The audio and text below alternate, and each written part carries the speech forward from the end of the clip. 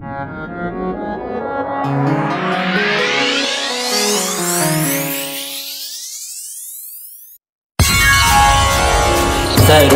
मंगल मांगल्ये शिवे सर्वार्थ साधिके शरण्ये त्र्यंबके गौरी नारायणी नमस्तुते।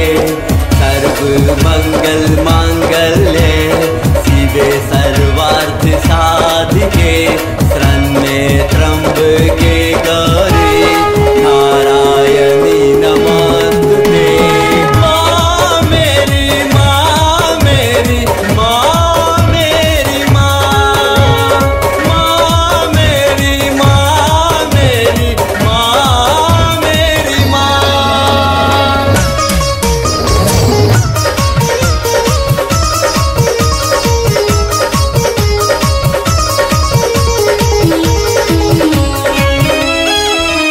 हे माँ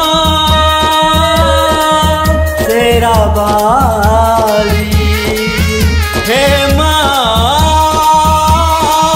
अम्बे काली, हे माँ तेरा वाली, हे माँ अम्बे काली।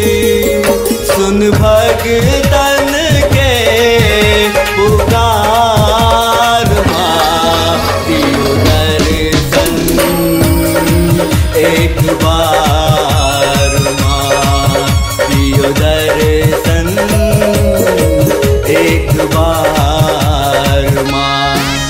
माँ शूल धारिणी माँ पिनाक धारिणी माँ सर्वास्त्र धारिणी माँ नेकास्त्र धारिणी माँ भाव मोचनी माँ ब्रह्मवादिनी।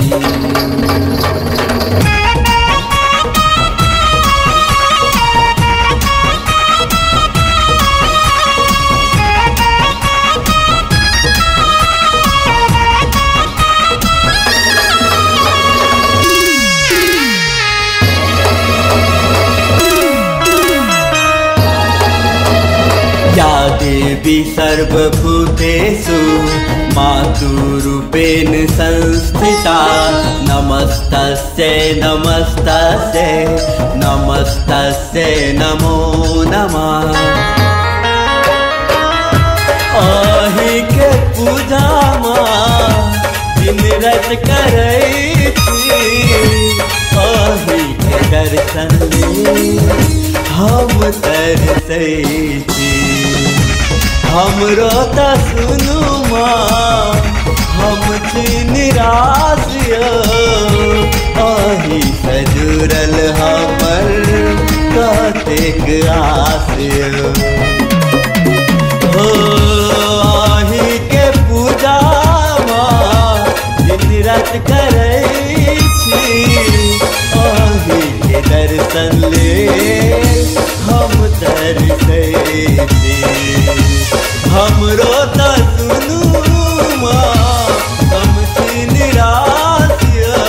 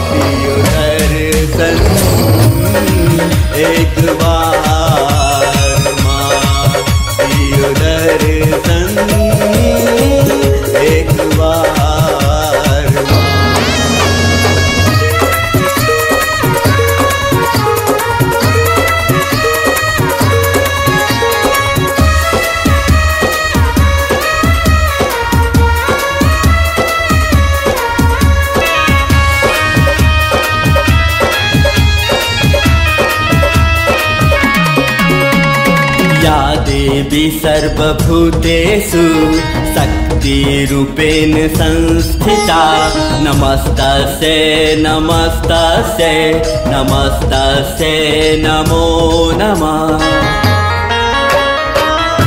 जगजननी माता दुर्गा भवानी सबके दुख दूर करे अम्बे महारानी। आही शक्तिशाली माता आही महाकाली हम भक्तन के भर दू झोली खाली। ओ जगजननी माता दुर्गा भवानी सबके दुख दूर करे अम्बे महारानी। आही शक्तिशाली माता आही महाकाली हम भक्तन के भर दू झोली खाली। हे माँ पहाड़ वाली हे माँ जोता वाली सुन भक्तन के पुकार माँ दियो दर्शन एक बार माँ दियो दर्शन एक बार माँ।